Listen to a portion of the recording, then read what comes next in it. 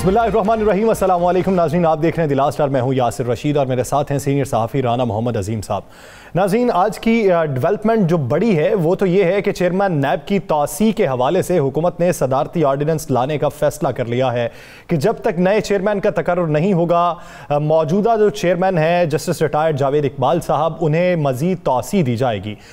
नए चेयरमैन के तकर्रुर के लिए भी अपोजिशन लीडर से राबिता नहीं किया जाएगा, उस पर भी नया कानूनी रास्ता इख्तियार करने की कोशिश की जा रही है।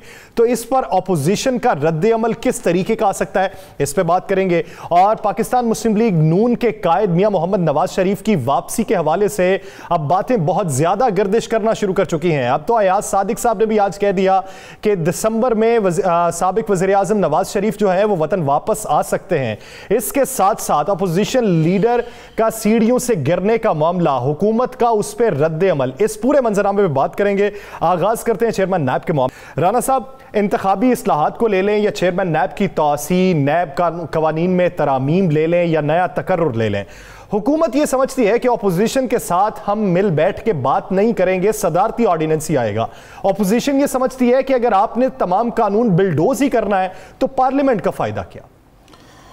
बिस्मिल्लाहिर्रहमानिर्रहीम, अस्सलातु वस्सलामु अलैका या सय्यदी या रसूल अल्लाह, अस्सलातु वस्सलामु अलैका या सय्यदी या हबीब अल्लाह।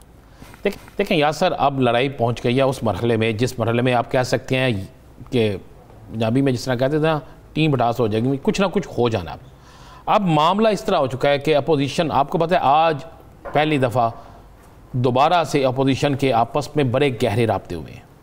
आज 6 जमातों के आपस में राब्ते हुए, जिसमें मुस्लिम लीग नून, पीपल्स पार्टी नून लीग राब्ता हुआ है, मौलाना फजलुर रहमान जो है उनका पीपल्स पार्टी की एक शख्सियत से रब्ता हुआ है, मुस्लिम लीग नून जो है उसका ANP की एक शख्सियत से रब्ता हुआ है। यानी आपस में दोबारा राब्ते शुरू हो गए हैं कि किसी तरीके से आने वाले इंतखाबात के हवाले से, चेयरमैन नैब के हवाले से, इंतखाबी इस्लाहात के हवाले से कोई सख्त रद्द अमल दिया जाए।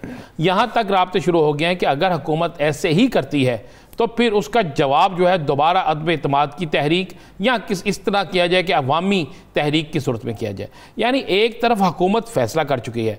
अच्छा, हुकूमत का जो मौक़िफ़ है वो हुकूमती तर्जमानों के मुताबिक, हुकूमती रद्द-ए-अमल के मुताबिक बिल्कुल दुरुस्त है। उनके मुताबिक कि जनाब हम मियाँ शहबाज शरीफ से क्यों पूछें, मियाँ शहबाज शरीफ जो है वो मुल्ज़म है, उनके ख़िलाफ़ रेफरेंस फ़ाइल हो चुके हैं, और जब रेफरेंस फ़ाइल हो चुके होते हैं तो उस वक़्त वो डिक्लेयर हो चुके होते हैं उन अदारों की तरफ से, तो इसलिए हम उसको नहीं करेंगे। दूसरी तरफ आप चले जाते हैं, जो अपोजिशन वो किसी सूरत में मौजूदा चेयरमैन नैब को बर्दाश्त करने के लिए तैयार नहीं है। क्योंकि मैंने पहले भी कहा था, पाकिस्तान की तारीख में पहली दफ़ा हुआ है कि तगड़े सियासतदानों पे हाथ पड़ा है। ये पहली दफ़ा हुआ है, इससे पहले ऐसा नहीं होता था। तगड़े सियासतदानों पे हाथ पड़ा है, तगड़े लैंड माफिया पे हाथ पड़ा है, तगड़े ब्यूरोक्रेट्स पे हाथ पड़ा है, तगड़े लोगों पे हाथ पड़ा है, और बहुत से ऐसे लोग, रिकवरी हुई है या नहीं हुई इसको ज़रा साइड पे रख देते हैं, लेकिन पहली दफ़ा ऐसे लोगों को अदालतों के चक्कर लगाते देखा है कि जिन लोगों के मतलब ये मशहूर था कि इनको कोई अदारा नहीं पकड़ सकता। याद होगा एक पाकिस्तान के बहुत बड़े लीडर ने कहा था, देखेंगे नैब हमारी तरफ किस तरह आती है, और अब वो नैब की पेशियाँ भी भुगतते हैं। यार सर, याद है ना आपको? एक बड़ा नाम बात कर रहे हैं, साबिक सदर का, और एक साबिक वज़ीर आज़म जो हैं वो नाअहल हो चुके हैं। ये सारी चीज़ें हैं। अब इस पे अपोजिशन जो है वो मुत्तहिद होने जा रही है, और अगले 2 से 3 माह बड़े अहम है। यासर राना साहब, यहाँ पे बात ये है, अशतर औसाफ साहब जो साबिक अटर्नी जनरल हैं, उनका ये कहना है कि कानून के अंदर अगर आप सदारती ऑर्डिनेंस भी लाते हैं तब भी आपको मुशावरत करना होगी, और वो अपोजिशन लीडर से करना होगी, क्योंकि अगर कल को ये केस चला जाता है, सदारती ऑर्डिनेंस को चैलेंज कर दिया जाता है, तो फिर इससे आपकी बदनीयती साबित होती है। आप किसी शख्सियत से बातचीत नहीं कर रहे, आप ओहदे से बातचीत करने के मजाज हैं जो कानून के अंदर मौजूद है। अगर वहां पर सुबकी होती है तो फिर हुकूमत को बैकफुट पे तो जाना हो। या सर, मैं इसलिए कह रहा हूँ कि अगले 3 माह जो है ना, ये पाकिस्तान की सियासत में बड़े अहम तरीन है, बड़े अहम तरीन है। इसको ज़हन में रखिएगा। ये जो मुख्तलिफ आवाज़ें आ रही हैं ना, कोई कह रहा है कि जनाब ये चेयरमैन नैब की तैनाती या तकर्री या तोसी, और उसके बाद दूसरा लफ्ज़ इस्तेमाल किया जा रहा है कि इंतखाबी इस्लाहात का बिल जो होना है, सेशन होना है उसमें।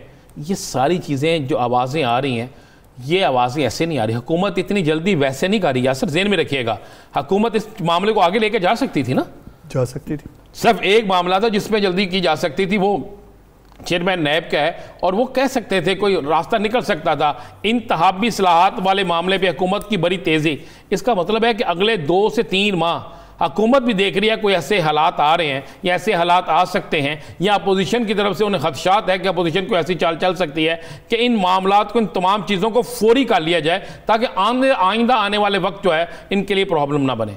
आप गौर करें ना, हुकूमत ने एकदम बैक पे गई और इलेक्शन कमीशन के साथ मामलात पे यासर बड़े ठंडे होना शुरू हो गए हैं। अब वो जो तोपों के रुख होते थे एक दूसरे की तरफ, जो गोलाबारी होती थी बयानात की सूरत में, अब वो नहीं हो रही। अपोजिशन ने एक बड़ा क्लेम ये किया है कि इंतखाबी इस्लाहात का बिल जो है वो हुकूमत के गले का फंदा होगा। इसके साथ साथ MQM जो बड़ी इत्तेहादी है और BAP, इन दोनों को तहफ़्फ़ुज़ात हैं जो अपोजिशन को। कुछ नहीं होगा, आप ज़हन में रखिएगा, उस वक़्त तक हुकूमत को कुछ नहीं होगा जब तक हुकूमत के साथ मजबूत लोग मौजूद हैं। आप मेरा इशारा समझ गए हैं। तो उस वक्त तक ना MQM ना कोई और, कोई कहीं नहीं जाएगा। और जब वो मजबूत हाथ साथ नहीं होंगे तो किसी बिल को लाने की ज़रूरत भी पेश नहीं आएगी, हालात वैसे ही ख़राब हो जाएंगे, फिर ना किसी बिल की ज़रूरत पेश आएगी। आप ज़रा वो क्लिप निकाल के देख लें, याद करें मैंने कितने दिन पहले कहा था कि इलेक्शन कमीशन से मामला दुरुस्त हो जाएंगे, मामला बिल्कुल नीचे जाना शुरू हो जाएंगे। तो वैसा होना शुरू हो गया ना। अब तो बहुत से लोग कह रहे हैं जी मामला ठीक होना शुरू हो गया। तो इसलिए इसके लिए किसी सेशन की, इसके लिए किसी बिल के पास होने या ना पास होने की कोई ज़रूरत पेश नहीं आएगी। क्या आपने दोनों जो जिस सियासी जमातों का आज तस्करा किया या सादिक साहब ने, क्या उनमें से किसी का बयान लिया? उनमें से किसी का बयान आया कि हम इस बिल के खिलाफ हैं? क्या उनमें से ये तासुर तो जाता है कि इनके बैकडोर राब्ते होंगे? देखें, राब्ते तो हो सकता है उनके भी हों, राब्ते तो दोनों तरफ हो सकते हैं, रात तो सारा कुछ, राब्ते तो सब कुछ हो सकता है। राणा साहब, पाकिस्तान मुस्लिम लीग नून पे जाना है, लेकिन उससे पहले एक ये तो हम सियासी तौर पे बात कर चुके हैं। आप क्या समझते हैं कि इस तरह की जो मिसाल सेट की जा रही है, जो ट्रेंड सेट किया जा रहा है कि सदारती ऑर्डिनेंस पे दर पे आते जा रहे हैं, अगर कल को पाकिस्तान तहरीक इंसाफ अपोजिशन बेंचेस पे बैठी हो और पाकिस्तान मुस्लिम लीग नून सदारती ऑर्डिनेंस लाती रहे, तो फिर इनका रद्द-ए-अमल क्या होगा? इनका रद्द-ए-अमल वो होगा जो आज मुस्लिम लीग नून के, ये रद्द-ए-अमल उनका होगा। ये या माजी में नहीं था, यही होगा रद्द-ए-अमल। जो अपोजिशन में होगी उसका रद्द-ए-अमल वही होगा जो इस वक्त मुस्लिम लीग नून, पीपल्स पार्टी या दीगर सियासी जमातों का, और जो हुकूमत में होगी उसका यही स्टाइल होगा जो इस वक्त तहरीक इंसाफ और उनकी इत्तेहादियों का। क्या सर, इस पर तो दूसरी राय नहीं है। तो मैं आपको एक और बात बता दूं, आप क्या समझते हैं, जिस स्टोरी को हमने बाद में डिस्कस करना है इसके साथ ज़रा इसको कर लेते हैं। यार, आप क्या समझते हैं, अपोजिशन लीडर जो हैं वो अचानक सीनों से गिर गए हैं? और उस वक्त गिरे हैं जब जॉइंट सेशन होने वाला है। मुझे एक बात बताएं, ये तो शहबाज गिल साहब ने तो इशारा FIA की पेशी की तरफ किया। दोनों चीज़ें हैं, एक FIA की पेशी है और एक जो आज मरियम ने बयान दिया उसमें भी उसी की तरफ जाता है। चलें, आपने बात का आगाज़ कर लिया, फिर बता ही दें कि क्या वजह। वजह यह है जी कि एक वो FIA में किसी सूरत नहीं जाना चाहते, किसी सूरत नहीं जाना चाहते।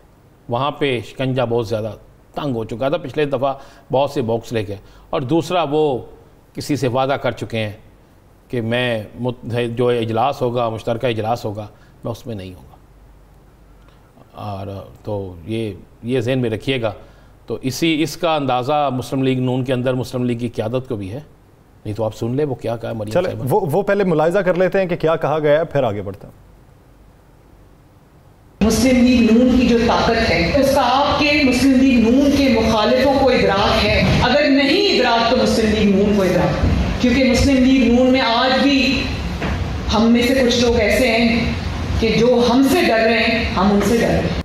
ये इशारा किस तरफ है, ये समझ नहीं आती। यानी आप किसी रहनुमा से बात कर लें तो वो ये कहते हैं कि कोई इख्तलाफ नहीं है, लेकिन टॉप लीडरशिप जो है वो रोज़ाना की बुनियाद पे ऐसा बयान ज़रूर देगी कि जिसका दिफा नीचे वाली लीडरशिप नहीं कर सकती। या सर मुझे एक बात बताएं, क्या मरियम को पता है अगर, तो बाकियों को नहीं पता? मरियम को पता है कुछ लोग हैं, तो मरियम उनको निकालती क्यों नहीं अपनी जमात से?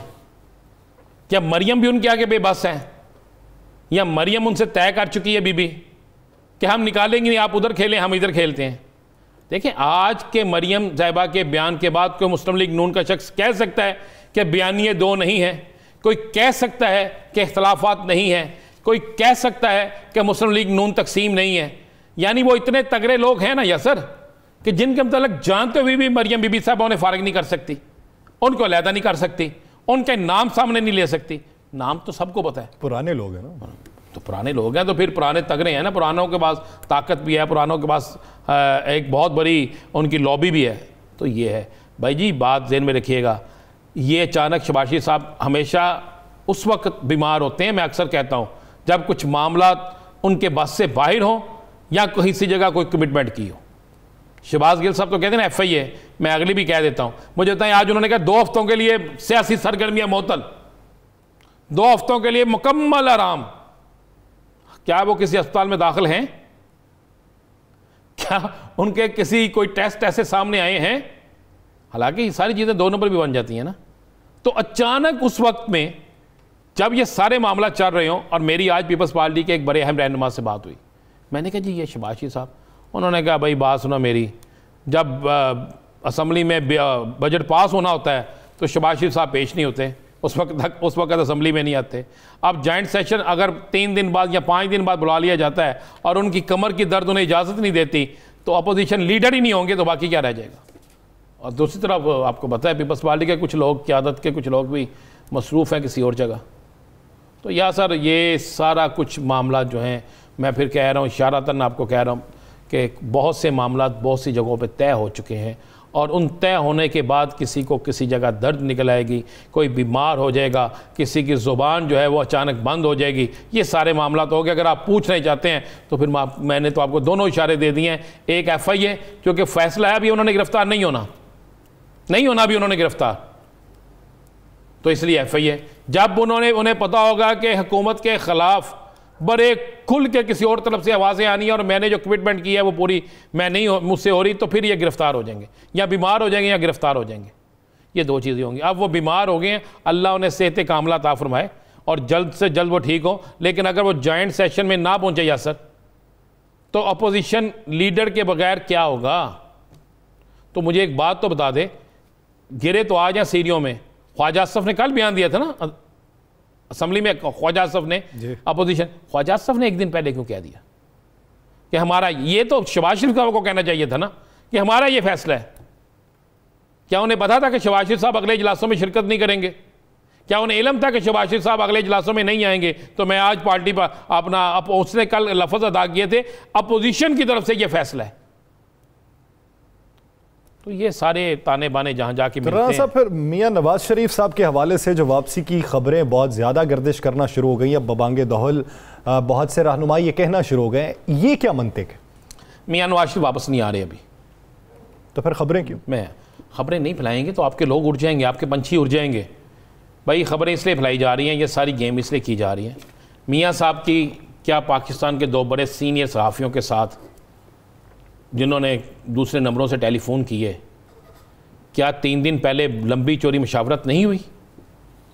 क्या उस मुशावरत के बाद ये फ़ैसला नहीं किया गया कि जनाब इस गेम को आगे लेकर चलें और ये शो डालें कि मियाँ साहब वापस आ रहे हैं, ताकि इनके जो लोग हैं उनमें मायूसी ख़त्म हो और ये कैंपेन बने कि मियाँ साहब आ रहे हैं जी, हमने अब कहीं नहीं जाना।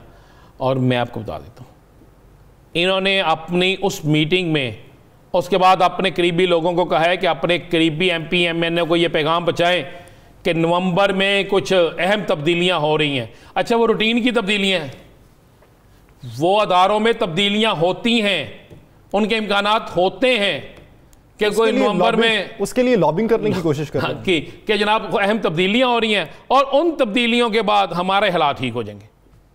ये मैं आपको बता रहा हूँ, मुझे खुद मुस्लिम लीग नून के बड़े अहम रहनुमा ने कहा, उन्होंने कहा जी हमें तो ये कह दिया गया है कि नवंबर में तब्दीलियाँ हो रही हैं और उन तब्दीलियों के बाद हमारे हालात बेहतर हो जाएंगे और दिसंबर में मियाँ साहब अचानक आ जाएंगे और फिर आकर अचानक उनकी सज़ाएँ जो हैं वो भी सेटल हो जाएंगी। ये लफ्ज़ अदा किए गए हैं और ये किसी और ने नहीं, ज़िम्मेदार शख्स ने किया। इसलिए ये कैंपेन बनाई गई है, कुछ चीज़ों को कुछ चीज़ों से जोड़ के कैंपेन बनाकर अपने उड़ने वाले परिंदों को दोबारा उन्हीं के घोंसलों में, एक ही पिंजरे के अंदर, जो पिंजरा नवाज शरीफ का है उसके अंदर रखने के लिए ये कर दिया गया। तो ये असल मामला है। आप देख लीजिएगा। आप आज जब अरशाद आरिफ साहब ने पूछा है और बालके अब्बासी ने पूछा है कि जनाब आप मुझे बता दें दिसंबर में आ रहे हैं, तो दिसंबर भी कौन से थे, तो उस वक्त क्या कहा उन्होंने, अब सितंबर है, फिर अक्टूबर आएगा, फिर नवंबर आएगा, फिर दिसंबर आएगा। मैं आपको आज भी कह रहा हूँ, ये नोट कर लीजिएगा। हमने जिस तरह कहा था कि इनके इस्लामाबाद में जलसा नहीं होगा, नहीं हुआ। नवाज़ शरीफ अभी नहीं आ रहे। नवाज़ शरीफ उस वक्त तक नहीं आएगा जब तक उसे मुकम्मल यकीन दहानी ना हो। और मैंने आपसे आगे भी कहा था कि अभी सब 2 माह हुए, 4 माह रहते हैं, हुकूमत को 4 माह और काम कर लेने दें। अगर हुकूमत अपना गोल अचीव कर गई तो फिर डील ढील शील कुछ भी नहीं होगा। ब्रेक पे जाने से पहले एक आखिरी सवाल, क्या आप ये समझते हैं कि अगले 6 माह के बाद पाकिस्तान मुस्लिम लीग नून में छांटी भी हो सकती है? मुस्लिम लीग नून में छांटियों का अमल शुरू हो चुका है। मैं आपको एक और बात बड़ी बता दूं, तहरीक इंसाफ के अंदर भी कुछ लोगों पे निशान लग गए हैं और मुस्लिम लीग नून के अंदर भी मरियम ने भी कुछ लोगों पे निशान लगा लिए और शहबाज शरीफ ने भी लगा लिए। दोनों तरफ से निशान लग गए। और मैं आपको बताऊं ये खौफ क्यों आ रहा है, चेयरमैन नैब से भी मुस्लिम लीग नून क्यों डर रही है। अगर यही चेयरमैन नैब रह जाते हैं तो इनकी कोशिश होगी कि आइंदा इलेक्शन से पहले जिन जिन लोगों पे करप्शन के केस है, ज़ाती ना नहीं, जिन जिन लोगों पे करप्शन के केस हैं, अगले इलेक्शन से पहले उनके केसेस के फैसले हो जाएं, ताकि सादक और अमीन कौन है कौन नहीं है, कौन आगे इलेक्शन लड़ सकता है कौन नहीं लड़ सकता, ये भी फैसला अगले इलेक्शन से पहले हो जाए। और इस पर सबसे ज़्यादा खतरा 2 बड़ी सियासी जमातों को है, एक को ज़्यादा एक को कम है, तो इसलिए दोनों मिलकर जो है इस पर शोर डालने। अब देखते हैं कि पॉलिटिकल डैमेज किसका ज़्यादा होता है और पॉलिटिकल जो ग्रोथ है वो किसकी ज़्यादा बढ़ती है, ये तो वक्त ही बताएगा। नाज़रीन, दीगर इश्यूज़ पे एक शॉर्ट ब्रेक के बाद स्टे विद अस।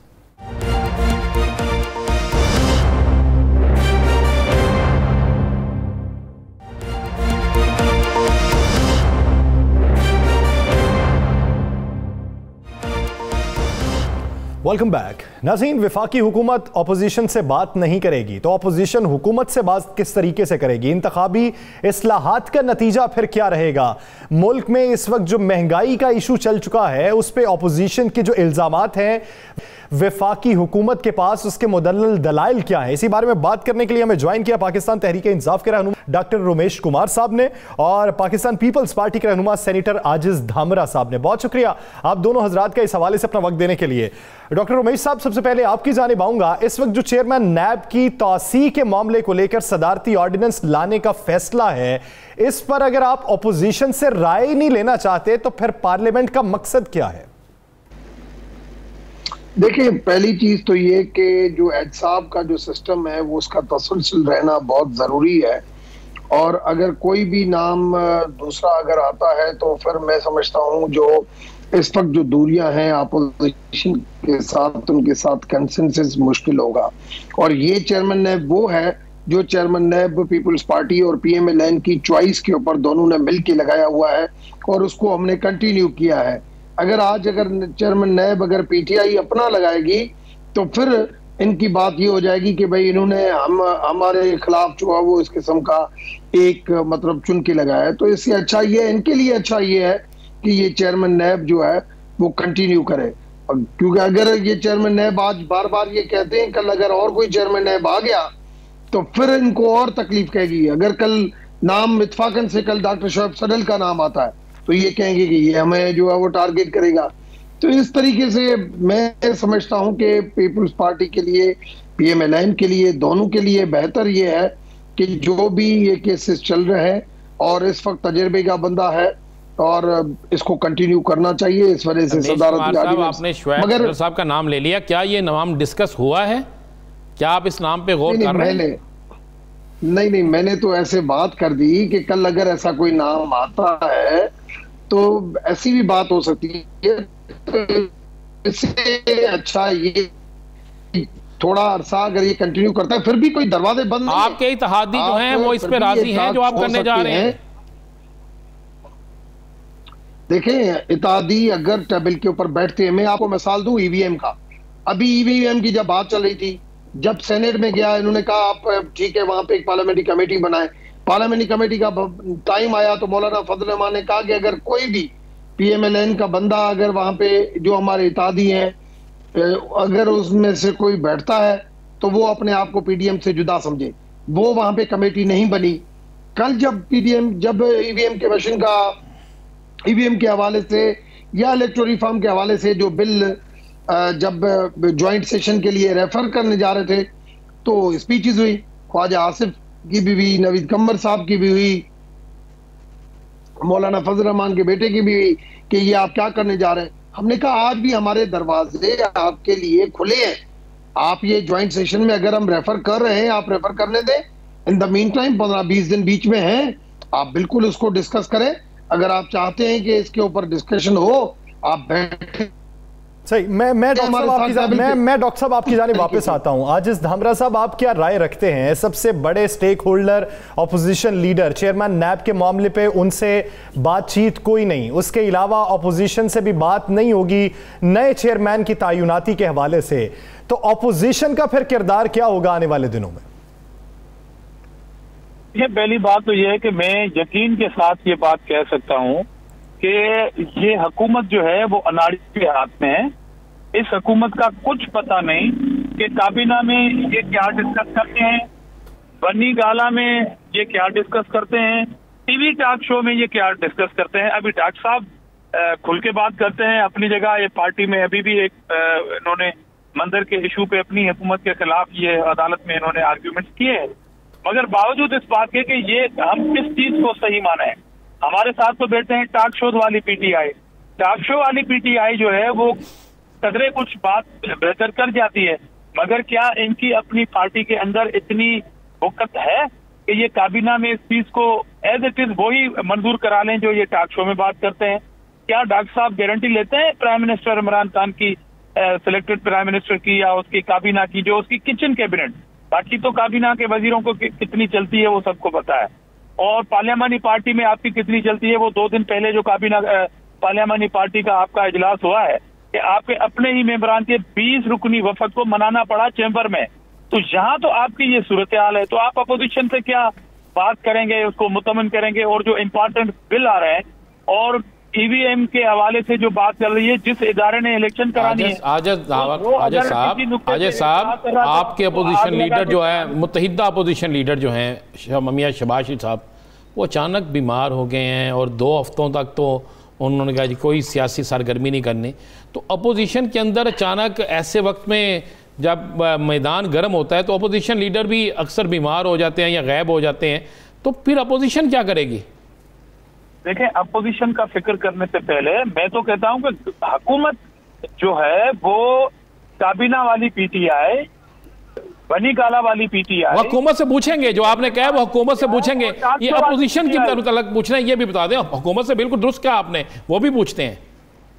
देखिए, अपोजिशन की जहां तक मामला है, पीपुल्स पार्टी जो है वो इंडिपेंडेंट अपना एक अपोजिशन का रोल प्ले कर रही है, और आपने देखा कि अफगानिस्तान के इशू हो या कोई भी इशू हो, चेयरमैन बिलावल भुट्टो जरदारी साहब क्लियर कट एक पॉइंट ऑफ व्यू रखते हैं। इस बार इस मामले में भी हमारा एक clear cut point of view है। लीडर ऑफ द अपोजिशन बीमार पड़ गए हैं या वो नहीं आना चाहते हैं, वो उनका जवाब खुद दे देंगे, मगर हम जहां तक भी हो सका एक रियल अपोजिशन का किरदार अदा करेंगे और अपना इनपुट देंगे पाकिस्तान और उसकी कौम की बेहतरी में और पार्लियामेंट की बेहतरी में जो होगा हमारे मुस्तकबिल के लिए, हम वो डिसीजन। डॉक्टर रुमेश साहब, जिस तरह के जिक्र किया आजिज धामरा साहब ने हुकूमती पार्लिमानी कमेटी का कि आपके अरकान गायब रहे, इतलात ये है कि 70 अरकान गैर हाजिर रहे और सिर्फ केपी से जो है वो 22 अरकान का ग्रुप सामने आया है जिसे आपने मनाने की कोशिश की है, इसमें कितनी हकीकत है? मैं नहीं समझता। मैं खुद उस अपना पार्लियामानी कमेटी में मौजूद था मीटिंग में, और सारे मेंबरान मौजूद थे। आखिर में खान साहब और परवेज खटक साहब आए हैं, बाकी उससे पहले सारे मेंबरान जो है वो पहुंच चुके थे। रही बात डिस्कशन की, मैं समझता हूं कि मेंबरों की यहाँ पे हैबिचुअल बन गए हैं, चाहे पीपल्स पार्टी हो, चाहे PMLN हो, चाहे PTI हो, क्योंकि जमहूरियत का निज़ाम पार्टी के अंदर सिर्फ आप एक पार्टी की बात नहीं करें, बहुत सारी पार्टियों के अंदर जमहूरियत का निज़ाम नहीं है, बाहर जमहूरियत की बात करते हैं।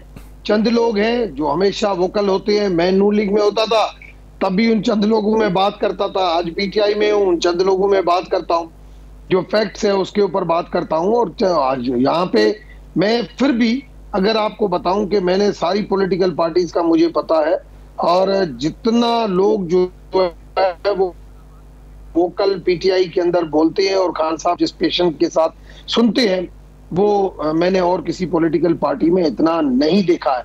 इवन हमारे दोस्त ये बता दें, आपने खुद कहा कि हर पार्टी में होता है, PTI में भी है, तो कल कितने लोग थे जो इख्तलाफन एहतजाज भी किया, जिन्होंने इख्तलाफन कोई ना कोई बात भी की, और PTI के अंदर जो इख्तलाफात की बातें हो रही हैं कि जमहूरी इख्तलाफ ले लेना, कितने लोग हैं जो जमहूरी इख्तलाफ कर रहे हैं? देखिए, मेरे ख्याल में बोलने वाले हम तकरीबन कोई 10 के करीब लोग थे। मैं था, जमाली साहब था, आफ्ताब जहांगीर था, चीमा साहब थे, 10 के करीब लोग थे। और खान साहब सुनता है कि भाई आप बताएं, कि अपने व्यूज बताएं और आपके हिसाब से क्या चल रहा है, और ये अच्छी बात है। और वैसे अमूमन मैंने मुख्तलिफ पॉलिटिकल पार्टीज में ये चीज नहीं देखी है, आते हैं अपनी एजेंडा बता के और कहते हैं कि हमारी नेक्स्ट मीटिंग है, मैं जा रहा हूँ। खान साहब खुद कम बोला है मगर दूसरों से पूछता है। अब आपने आफ्ताब जहांगीर साहब का जिक्र किया तो उनसे मंसूब कुछ बयान है। उनका ये कहना था कि हमारे सुनने में आ रहा है कि आप कुछ नए लोगों को लाना चाह रहे हैं, अगर आप नजरियाती कारकुनों को अगले इलेक्शन में नहीं लाना चाह रहे तो हमें अभी बता दें, हम बैकफुट पे चले जाते हैं। क्या कोई ऐसी बात हुई? देखिए, पहली चीज तो ये कि इंटरनल पार्टी मीटिंग थी, और मैं एज ए सीनियर पॉलिटिशियन, मेरा ये काम नहीं है कि इंटरनल पॉलिटिकल अगर पार्टी की मीटिंग हो और उसकी बातें बाहर करूं। मगर मैं समझता हूं कि जिस तरीके से खुल के, जो मेरा एक 20 साल एक्सपीरियंस है, उस 20 साल एक्सपीरियंस के अंदर मैं क्यू में भी रहा हूं, नून में भी रहा हूं, PTI में भी हूं। मैं समझता हूं कि अच्छे, जैसे मुशर्रफ के साथ जब मैं काम करता था तो मुशर्रफ का जो एक सिस्टम था, हकीकत में वो फौजी था, मगर जिस तरीके से वो सुनता था, उसके बाद मैंने थोड़ा बहुत खान साहब में देखा है कि इस तरीके से सुनता है। और बाकी मैंने नून लीग में मैं था, शहबाज शरीफ बहुत अच्छे तरीके से सुनता था, एग्री करता था, मगर बड़े मियाँ नवाज शरीफ साहब जो है वो एग्री नहीं करते थे। चौधरी निसार जो है उसका अपना एक स्टाइल होता था, ख्वाजा आसिफ का अपना, हर बंदी का अपना एक स्टाइल है, अपनी एक तबीयत है। आजा साहब जिस तरह ये कह रहे हैं कि ऐसी कोई बात नहीं थी, आपने खुद कहा कि रमेश साहब जो हैं वो बड़ी खुल के बात करते हैं और सच करते हैं, और ये PTI के वो लोग हैं जो टॉक शो में जो बात करते हैं वही करते हैं। लेकिन उन्होंने क्लियर कह दिया कि ऐसी कोई बात नहीं थी, और हम लोग जो हैं खुल के इमरान खान हमारी बात सुनते हैं, वज़ीर आज़म साहब, और आने वाले वक्तों में भी उन्होंने जो इख्तलाफात उसको भी रद्द किया। देखिए, मेरे कहने का मकसद ये नहीं था, इनका अपना इंट्रा पार्टी इश्यूज हैं। वो नाराज ग्रुप को अगर डॉक्टर साहब कह रहे हैं कि वो पहले आ गए और बाद में खटक और प्राइम मिनिस्टर साहब आए हैं, तो पहले बातचीत उनके चैम्बर में हुई, ये मीडिया रिपोर्टिंग की बात है, मैं इनकी पार्टी का हिस्सा नहीं हूँ। अच्छा, ये इंट्रा पार्टी इश्यूज है कि इमरान खान सुनते हैं मगर करते कुछ नहीं है, सुनने के बाद वो अलग बात है। मैं ये कह रहा हूँ कि इन तमाम इश्यूज पे अभी जो ज्वाइंट सिटिंग में आप जो बिल लेके आते हैं या नेब के चेयरमैन के हवाले से जो बातें हैं, मैं वो कहना चाहता था कि जो टॉक शो वाली PTI है, जो बातें टॉक शो में आके कर जाती हैं, उनकी गारंटी कौन देगा कि कल मनोहन PTI वही बात करेगी जो PTI टॉक शोज में बात करती है? तो किसके कहने पे हम ये सारा इश्यूज जो करें? पीपुल्स पार्टी अपना खुला एक पॉइंट ऑफ व्यू रखती है कि हम इलेक्शन रिफॉर्म्स के खिलाफ नहीं है, हमारा अपना पॉइंट ऑफ व्यू है। आप इतनी बड़ी एक चेंज ला रहे हैं एक इलेक्ट्रॉनिक वोटिंग मशीन की सूरत में, और जिस इदारे ने ये काम करना है, अभी तक तो ये महसूस हो रहा है कि ये सारा काम शायद हुकूमत में करना है, और चीफ इलेक्शन कमिश्नर जो है वो प्राइम मिनिस्टर खुद होंगे, जो निगरान प्राइम मिनिस्टर बनेंगे कल। तो जिस इदारे ने करना है उसको तो आप आग लगा रहे हैं, और उन वजीरों से आप पूछ भी नहीं रहे, कोई उनसे वजाहत नहीं ले रहे हैं कि आप इलेक्शन करने वाले इदारे को, जो इलेक्ट्रॉनिक वोटिंग मशीन को इस्तेमाल करेगा इलेक्शन में, उसको तो आप आग लगा रहे हैं। और आप उनके मेंबरान को ये कह रहे हैं, आपके वफाकी वजीर उनके मेंबरान को ये कह रहे हैं कि आपको चेयरमैन के खिलाफ उठ खड़े होना है, चीफ इलेक्शन कमिश्नर के खिलाफ उठ खड़े होने के लिए आप उनको बगावत पर उकसा रहे हैं, और कौम को कह रहे हैं कि आप। लेकिन वो सूरत हाल तो कुछ बेहतर हो रही है। आजिज धामरा साहब, चेयरमैन PP का ये कहना था कि अगर कोई ऑर्डिनेंस बिलडोज करने की कोशिश की जाती है तो हम अदालतों का रुख करेंगे। अब अगर चेयरमैन नैब की तौसी के हवाले से ऑर्डिनेंस आ जाता है तो फिर कब जा रहे हैं अदालत में? देखें हुकूमत क्या करती है, उसके बाद हमारे पास ऑप्शन है। रमेश साहब, आज हमारे ही TV के टॉक शो में अयाज सादक का कहना है कि अगर ये हुकूमत जो है इंतहाबी इस्लाहात का बिल लेकर आती है, अगर चेयरमैन नैब के मामले में आती है, तो MQM समेत 2-3 इत्तेहादी जो हैं वो नाराज़ हैं, वो इनके खिलाफ जा सकते हैं। क्या ऐसी कोई बात है? बिल्कुल नहीं। कल MQM भी हमारे साथ थी, और MQM के अंदर कोई नाराजगी नहीं है, और नहीं PTI के अंदर कोई टूट फूट है। देखिए, मैं और किसी पॉलिटिकल, मुझे आज शाम को फोन आया किसी टीवी चैनल से कि भाई मरियम नवाज ने ये बात की है कि अपनी पार्टी के अंदर कि हमें इससे खतरा है, ये है वो है। मैंने कहा भाई यार, उनके इंटरनल पार्टी मैटर से मैं उसके ऊपर क्यों बात करूं।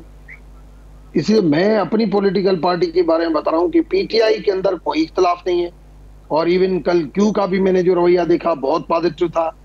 एमक्यूएम वैसे ही पॉजिटिव है, सारा दिन इकट्ठी है। अभी शाम को मुझे मिले थे, कोई ऐसी बात नहीं है कि चेयरमैन नैब और ईवीएम के ऊपर कल सारे, अगर वो उसके ऊपर होता तो कल ये जो रेफर करना था ज्वाइंट सेशन में बिल, तो उस टाइम पे आपको क्यू और एमक्यूएम गायब मिलती, मगर कोई गायब नहीं मिली। इवन उनको सपोर्ट किया है कि भाई दुनिया के अंदर अगर ट्रंप और बाइडेन का अगर मसला, ये अगर ईवीएम नहीं होता तो ये मसला हल नहीं होता। और दुनिया के अंदर जो है वो इस वक्त हुकूमत से खुश हैं, इत्तेहादियों में इख्तलाफात किसी भी जगह नहीं है और ना किसी नुक्ते पे हैं। तो फिर देखना यह है कि ऑपोजिशन इस पे रद्द-ए-अमल क्या रखती है। इस पे मजीद भी बात करेंगे। धामरा साहब, डॉक्टर उमेश साहब आप भी साथ ही रहिएगा। नाज़रीन, यहाँ पे लेनी है एक शॉर्ट ब्रेक के बाद फिर से गुफ्तगू का यहाँ से आगाज करेंगे।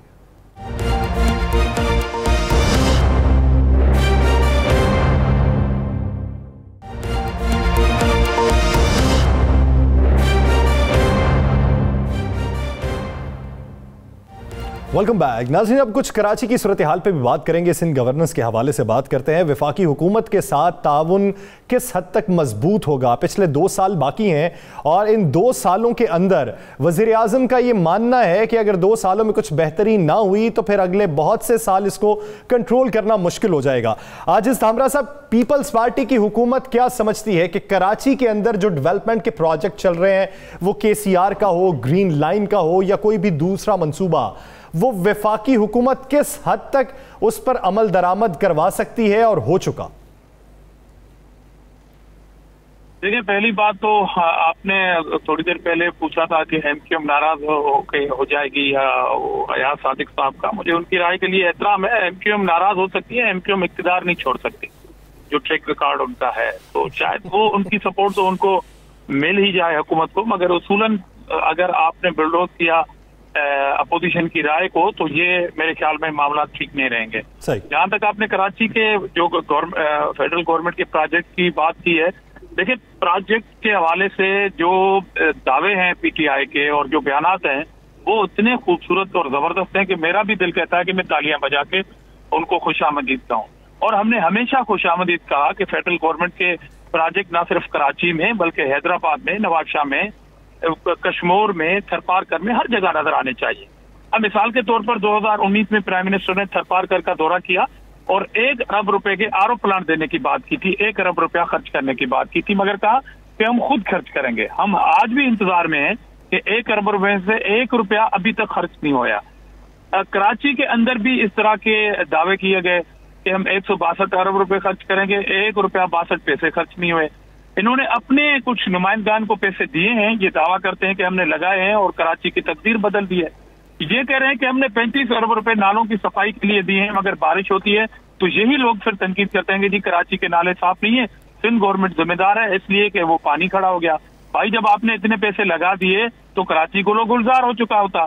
तो इनके दावे, इनके बयानात बड़े खूबसूरत होते हैं, इनका ट्रैक रिकॉर्ड है, मगर जब तक वो इम्प्लीमेंट नहीं होता तब तक तो ये हवाई बातें हैं। बात को मान लिया जाए, वफाकी हुकूमत की बात को मान लिया जाए कि हम काम करने को तैयार हैं, सिंध हुकूमत काम करने को तैयार नहीं, तो जब आप एक बड़ी सेरेमनी ऑर्गेनाइज कर रहे हैं, वज़ीर आज़म मौजूद हैं, आप KCR का इफ्तिताह कर रहे हैं, वज़ीर आला को आप बोलने नहीं देते? देखिए, मैं समझता हूँ कुछ कोताहियां होंगी और थोड़े हमारे नए लोग हैं। मैं समझता हूँ प्रोविंशियल गवर्नमेंट का जब माजी में जब ये था अपना मियां साहब की गवर्नमेंट थी, पीपल्स पार्टी के पास जाते थे तो पीपल्स पार्टी जो है वो उसको रेस्पेक्ट देती थी। जब मियां साहब जाता था तो चीफ मिनिस्टर आता था उसको रिसीव करने। सेम जब यूसुफ रज़ा गिलानी था, शहबाज शरीफ नहीं जाता था। मैं समझता हूँ कुछ कोताहियां कहीं ना कहीं पे होती है, ये नहीं होना चाहिए। और चेयर की रेस्पेक्ट जो है वो चीफ मिनिस्टर की प्राइम मिनिस्टर की करनी चाहिए और प्राइम मिनिस्टर को चीफ मिनिस्टर की करनी चाहिए। बात है, आप कह रहे हैं चेयर की रिस्पेक्ट करनी चाहिए, तो अपोजिशन लीडर जो है वो भी तो एक चेयर है ना, उसकी आप करते नहीं।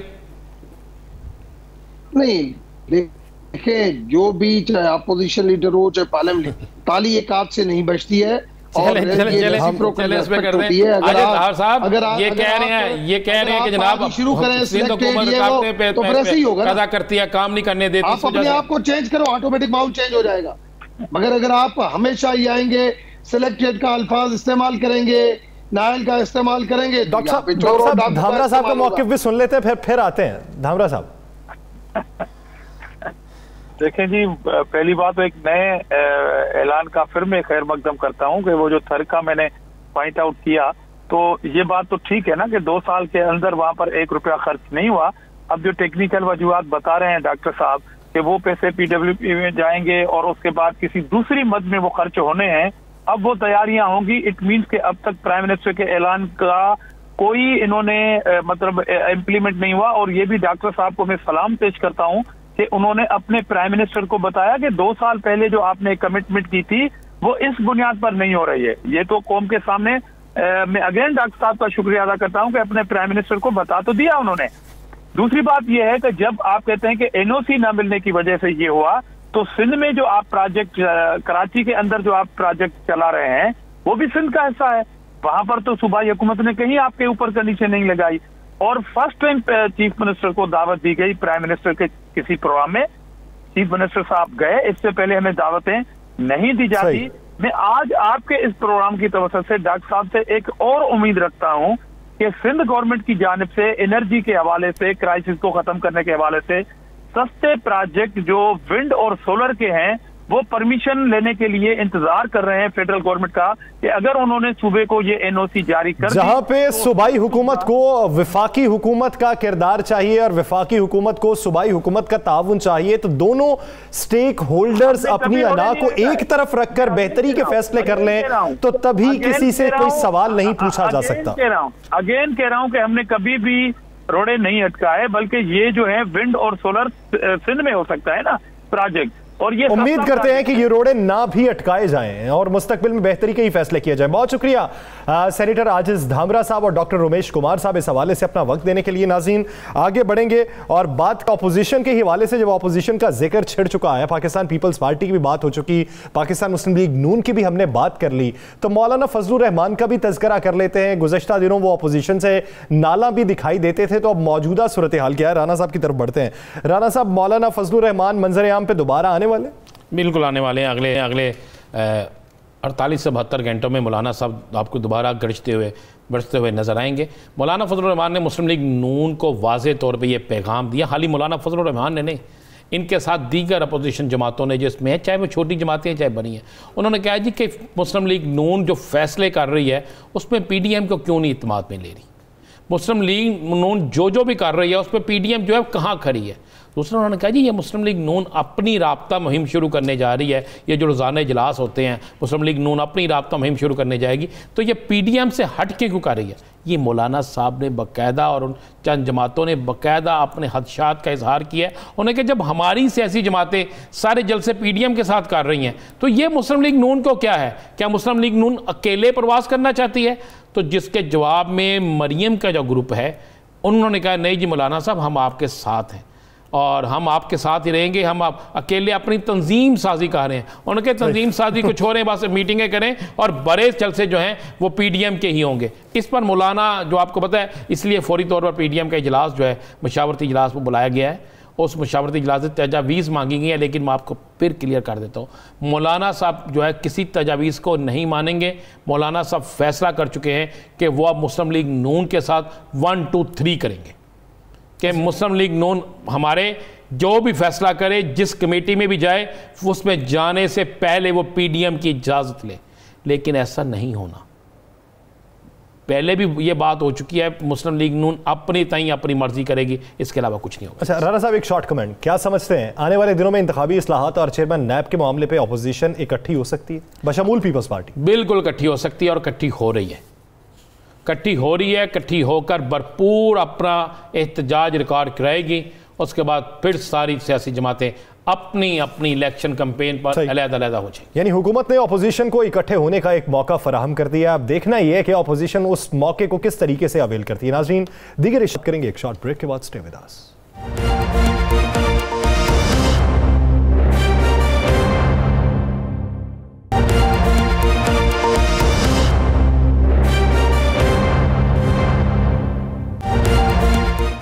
वेलकम बैक नाज़रीन। सऊदी अरब की अराइवल पॉलिसीज़ को मद्देनज़र रखते हुए बहुत से पाकिस्तान से सऊदी अरब जाने के ख्वाहिशमंद हजरात जो हैं वो सऊदी अरब जाने के लिए एक नए रास्ते से पहुंचे जो उन्होंने एजेंट्स ने दिखाया।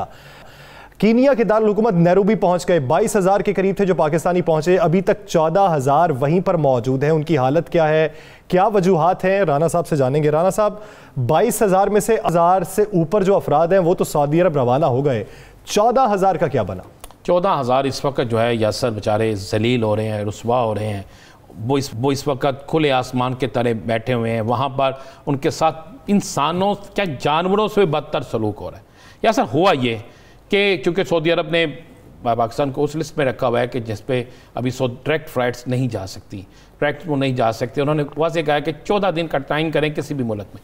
तो पाकिस्तानी झंडों ने खूब कमाल किया। उन्होंने क्या किया, ताशकंद हो गया, दीगर ममालिक के साथ साथ उन्होंने कीनिया, चूँकि आपको तो ऑन अराइवल कीनिया में वीज़ा था पाकिस्तान का, अब तो बंद कर दिया। उन्होंने ऑन अराइवल वीज़ा उन्होंने एक रेट निकाल दिया कि 2,80,000 दें और 14 दिन होटल में आपका क़याम वहाँ पे करना, उसके बाद आपका टेस्ट करवाने के बाद वहाँ से आपको आगे ले जाएंगे। अब पाकिस्तान से 22,000, मैं आपको बताऊँ सितंबर से जून से लेकर सितंबर तक 22,000 के करीब लोग जो हैं वो चले गए मुख्तलिफ एयरलाइंस के ज़रिए। अब जंटों ने उनसे पैसे भी ले लिए, वहाँ भेज दिया। अब तक वहाँ पर जून से लेकर सितंबर तक सिर्फ 8,686 ये लोग सऊदी अरब जा सके। बाकी बेचारे पाकिस्तानी जिनके पास कामा है, जो सऊदी अरब में मजदूरी करते हैं, वो इस तरह वहीं पे मौजूद है। अब हुआ क्या कि एजेंटों ने ऐसा ड्रामा किया कि एजेंटों ने बाकायदा उनको जो होटलों के वोचर दिए, वो होटलों में गए, होटल थे ही नहीं, होटल ही नहीं थे। यानी बुकिंग तो अलग बात, होटल ही नहीं थे। बुकिंग होटलों के नाम थे, होटलों में बुकिंग नहीं थी। जहां बुकिंग थी वहां पता चला कि 3 दिन की बुकिंग है जी, बाकी तो आपकी बुकिंग ही नहीं है। अब होता यह है कि वहां पे उनको बेचारों को एक तो वीजा मिला 15 दिन का, 1 माह का, इससे ज्यादा वीजा ऑन अराइवल नहीं होता ना। जब वीजा वहां पे मिला, अब उनको उस दौरान में कट-9 करना था, वहीं पे खाना मिलना था, वहीं पे पानी मिलने थे, वहीं पे उनकी रहाइश थी। अब वहां पे बेचारे वो गए, पता लगा 5 दिन बाद होटलों से बाहर निकाल दिया गया, कई जगह पे होटल ही मौजूद नहीं है। अब जब तक 14 दिन आप नहीं होटल में रहेंगे, आपको वहां से सर्टिफिकेट नहीं मिलेगा कट-9 का, तो उस वक्त तक तो आप सऊदी अरब जा ही नहीं सकते।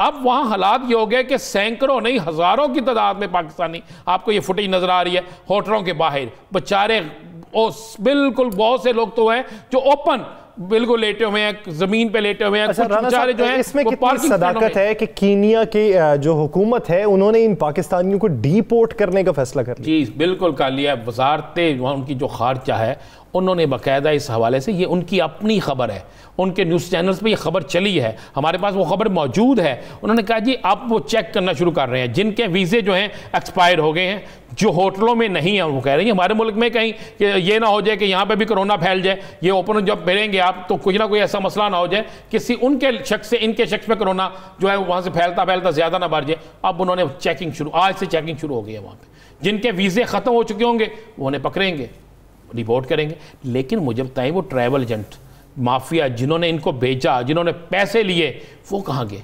और ये भी सुनने में आ रहा है कि शायद सऊदी अरब की तरफ से भी ये बंद हो गया कि अब वहाँ से एंट्री नहीं दी जा रही, अभी ये सुनने में आ रहा है। लेकिन सबसे खौफनाक चीज़ ये है कि ये 14,000 के करीब लोग ये बेचारे कहाँ जाएं? ना वहाँ पे सफारत खाना पूछ रहा है। अब हमने भी कोशिश की है, आपने भी रब्ता करने की कोशिश की है, हमारे जो सफ़ीर है कोशिश तो बहुत की हमने, बेहतर होता कि उनसे राबिता हो जाता, लेकिन उनके मोबाइल नंबर्स बन जा रहे हैं। बिल्कुल बन जा रहे हैं। अब ये बेचारे जो हैं, जब हमेशा खान साहब बात करते हैं कि ओवरसीज पाकिस्तानी के लिए, ये जो ओवरसीज पाकिस्तानी हैं जो सऊदी अरब में जाके पैसे कमा के पाकिस्तान भेजते हैं, अब उनके घर वाले यहाँ पे बेचारे जलील हो रहे हैं, बेचारे दुआएं कर रहे हैं। जलील होने वाली सही उधार उठा के लेके गए हैं वो बेचारे, वो इस आस में है कि हमारे बच्चे वहां पहुंचेंगे, कमाई करेंगे, हमें भेजेंगे, हमारे घर का चूल्हा जलेगा। वो वहां पे सड़कों पे बैठे हुए हैं, उनको पूछने वाला कोई नहीं है, कोई सफारत खाना उनको पूछने वाला नहीं है। एयरलाइंस वाले जो है वो गायब हो गए वहां से, एजेंट माफिया फोन सुनने के लिए तैयार नहीं है। तो ये हो रहा है। 14,000 से ज्यादा पाकिस्तानी इस वक्त कीनिया के नैरोबी शहर में वहां पे बेयारों मददगार हैं और उनको डिपोर्ट करने की। और मैं एक और बता दूं, पाकिस्तानियों का वहां पे ऑन अराइवल वीजा भी बंद हो गया जी। तो इस पर कीनिया में पाकिस्तानी सिफारत खाने का भी मौक़िफ़ आना ज़रूरी है और इसके साथ साथ दफ्तर ख़ारजा को भी इस पर एक्शन लेना चाहिए। नाज़रीन, द लास्ट स्टार से मुझे और साहब को दीजिए इजाज़त। अल्लाह के बाद।